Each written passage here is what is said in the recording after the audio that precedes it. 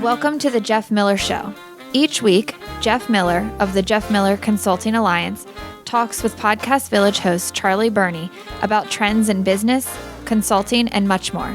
The Consulting Alliance offers strategic counsel and tactical support to businesses, corporations, and nonprofit organizations in the Washington, D.C. area and beyond.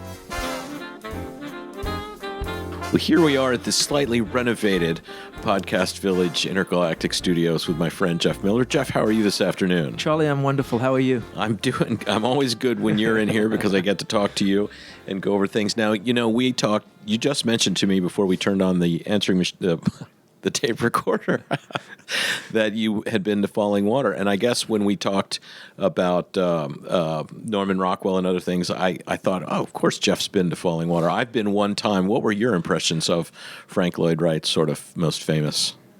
Other than the fact that was an egomaniac, but that place is magnificent. It's extraordinary, isn't it? Yeah. It's beautiful. It's built in the midst of Mother Nature. It's built in the middle of this water stream coming down. And what was interesting is that he didn't believe in 90-degree angles. So he stayed away from that as much as possible. I mean, there are areas where there are 58, 59 different angles happening. Right. And that got me to think about measurement. Okay. Let's talk about measurement. Because, you look at a house like that built into a rock on top of a stream, you measure twice, cut once. And I wonder how that, I don't wonder, I know how that translates into a business. And I know one of the frustrations that a lot of business owners have is not knowing the numbers or not measuring whether it's conversion rates or average dollar sale or how many times the customer is buying from them. There tends to be a numbers aversion. And the fact of the matter is you can't really build anything without understanding the measurements, whether it's a house or whether it's a baseball team or whether it's a business. And that includes social media because it's all about measurement. Yeah. What are the analytics, right? Exactly. You can't improve upon what you don't know. You can do it by gut, right? That's a good one. I didn't know that one, but I like it a lot. No, you can do it by gut. You can say, I have a sense that business is better. I think my conversion rate is 60% when really it's 10. So there's that whole importance of understanding the numbers, and not just in terms of the finances, because that's critical. And we're not necessarily talking about finances, but in this instance, I'm not talking about looking at your P&L once a quarter, knowing what your break-even is. That all of that's necessary, but I'm talking more fundamental. How am I doing on a daily basis? What's my score, and how are you measuring that, and what kind of systems do you have to set up to capture that information? And if you are capturing the information, then the question is, what are you doing with it? All good questions. It's like I liken that to sort of a business barometer. We would get lots of other details in other ways, but in this case, I would look at my father's bar graph every morning and see if the needle was up, or going down. It's kind of fun. But it sounds to me like that's what's our daily litmus test? How's our business barometer, tracking? And that, of course, that's daily, leads to weekly, leads to monthly, leads to quarterly. Yeah. And if you're looking at your numbers on a quarterly basis, you're going to be in a pretty strong position either to continue the upward trend or to improve. There are times where I encounter contractors or remodelers, and they're doing all kinds of projects, and they're not managing the project until after the fact. Sure. So after the fact, they see that they've come in over budget in time and or money by X amount. Right. Had they been measuring it all along, there may have been corrections that could have been made. And that's the importance of the measurement. It's not just to know the number, but to know what's it reflecting, up or down, and can I impact it in real time. The things you want to measure are, lead generation. What are your conversion rates? Sure. What's your average dollar sale? How often is a client or a customer purchasing from you over X amount of time, depending on the nature of your business? Okay. So those numbers are pretty much the same whether you're a home remodeler, a CPA firm, engineering, or endocrinologists. Even in medicine. No, you're absolutely right. There are these factors. So they're pretty basic numbers to any business, and understanding it.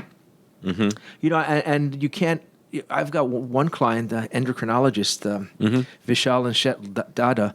They're up in Hagerstown, and we do a lot of measuring. And this past year, their business, their revenue is up by about 31%, and their net profit is up by about 110%. So when you measure something like that, that's a great feeling. It's like, wow, exciting. look at what's going on here. Right. And if the numbers tell you something different, you can't hide from them because the numbers are what they are, whether you look at them or not. We do concentrate a lot on revenue and on profit. Right. I've got a client who's a bookkeeping firm, and their profits are up. Certainly their revenue is up by about 25%. I don't have the number in my head right now or in front of me. And there are other things to measure. How do you want to grow your team? How many team members do you want to have? And what does that have to reflect? Right? So if you're going to bring on a new team member, a new employee, what has to happen with the numbers in order to be able to support it, make it work, have it make sense? Make a profit, yeah. Okay. If another client of ours prospects and they're home inspectors, and been working with Glenn and Yvonne for probably about 4.5, 5 years now. I know by how old their beautiful young little daughter is. She was about 6 months when I first started working. It's a great way to measure something. I love Shyla. So we want the intention was really to grow out the business in a very structured and a very foundationally strong way. So we went from being one inspector to now having 4 inspectors, and it was done very systematically and very much based upon the numbers and the measurements of what we were seeing, what was trending with the home inspections, how many home inspections, what was the average dollar sale. In order to bring somebody on, a new inspector, what would they need to generate to break even? So all of that is it's critical. I mean, otherwise you can just go out and roll the dice. Sure. Well, and obviously that's one of the perfect examples what you've just described, because that's, it's a small business that's growing, but it's exact relation to the measurement, the growth, and the success of that growth. So I think this one is interesting. Accounts receivables. Okay. Most small businesses have issues with accounts receivables, whether they don't want to ask for the money, whether they have issues about it, whatever it is. Right. And oftentimes when I start with a new client, their receivables past due, I don't mean just current, but past due, can be anywhere from literally to $80,000 to $90,000. Right. Now, somehow we need to systematize that to make sure that doesn't happen again. And we've actually quite an effective system to do that, which maybe we can talk about on another show. Sure. But the key is, if I know that my average receivables, let's say, is 80 days, which is really not acceptable, but let's just say it's 80 days. I'm sure that's probably what the national average is higher, but go ahead. And then I can go to the bookkeeper or to the office manager, whoever that function falls under, and say, listen, if we can get it from 80 days down to 65 over the next quarter, there's an incentive in it for you. And you're improving cash flow, obviously, because if your receivables are 80 days, even 65 days, you're going to have a cash flow problem. So you're not able to fix it unless you know what it is. I can say, well, I think my receivables are somewhere. I know they're past due. Right. Well, I can't work with past due. I can work with how much, 70, and then 90, et cetera. what do we do? So there, I think that's another pretty important example, and certainly in terms of how it impacts upon small business owners, especially. I'm sure reducing, for your example, a small business's receivables from 80, if you will, to 65 would tend to put more money in the bank account. There's a lot of saved money there because of collection time spent. And then if you incentivize the person in charge of that, that's the perfect way to go. Yeah, creating win-win. Yeah. And that's, I've seen that done in other businesses, and it's kind of an exciting way to find money. Yeah, and another thing which is critical is knowing what your cash gap is, depending on your business. Sometimes, with service business, it's much less of an issue. Right. But, if I'm purchasing something from a vendor, and I'm paying net 10, and I don't ship it out to my client until, let's say, 15 days. Right. I've already paid for it. So you've got and they don't pay me for 60 days. Exactly. Here we are. Yeah. There you are. And so knowing what that cash gap is, and that's a great way to refer to it, because it's not you're going to get paid, but from a cash flow standpoint, the question is, how do I shorten? How do I shrink? I've got to shorten that, and I've also got to plan to live through that period. Exactly. There's planning How can I accordingly. How can I create efficiencies here, and then how can I plan for the month and a half or 2 months and a half when I need to still have money? Yeah. I think I know some guys on this very floor who think about that all the time. Mr. Beams down at the end of the hall, and we'll hopefully interview him sometime soon. So for Launch Podcast, but he talks about the shipping and the getting it into the factory and how long it can stay there and how quickly it gets eaten up, and it's very interesting stuff. Oh yeah, and that's why for retail, or even if it's a wholesaler or installers, whatever they are, anytime you have inventory.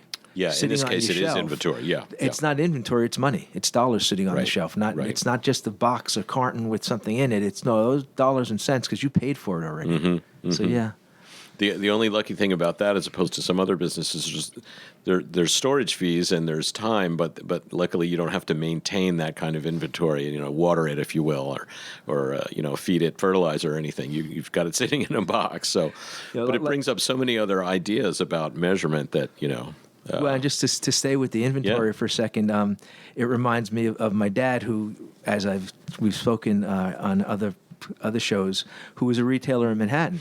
When he opened up his shop, he was selling TV knobs and rabbit ear antennas and radio tubes. And by the time he got out of the business, it was the advent of the home computer. But he made a lot of money during the disco phase in New York City, when you had all these street kids, these kids who were street DJs. Yeah. So he was selling speakers but raw component parts, because he understood that these guys wanted to build their own stuff. And very important lesson, we had ordered a type of speaker that just didn't move. And it was sitting, and it couldn't get rid of it. And let's say, for argument's sake, it was $10 a speaker. Sure. So one day my dad walks into the store and he says, okay, and he was great at writing these signs by hand. He said, that speaker we're putting on sale for $15. And I said, Dad, we can't do that. I mean, you're only making $5 for the speaker. And he looked at me and said, right now it's costing me $10. So if I can make $5, I'm up. And that was a lesson that sort of stayed with me in terms of how you look at inventory. Yeah, sure. That's very profound.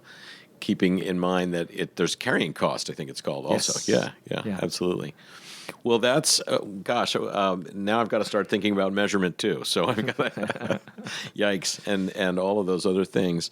Well, thank you, Jeff. Let's return to this though sometime, because I love having the real world cases and bringing that in, because that's what Jeff Davis and I try to do. So I love having that analogy. I'm thinking about the marina and how they talk about receivables, and it's all in line with what you're saying. Measurement, so important, the daily, the weekly, the turnaround, and not to forget to measure. And in podcasting we measure clicks. So absolutely, everything has its own analytics. So, well, thank you very much, my friend. My pleasure, Charlie, as always. Looking forward to our next session, which I think is this Friday. We'll see you later in the week. And we will come up with something new. Please, everybody, like us on iTunes. Give us a favorable review. We're still learning our iTunes chops and how to market our show.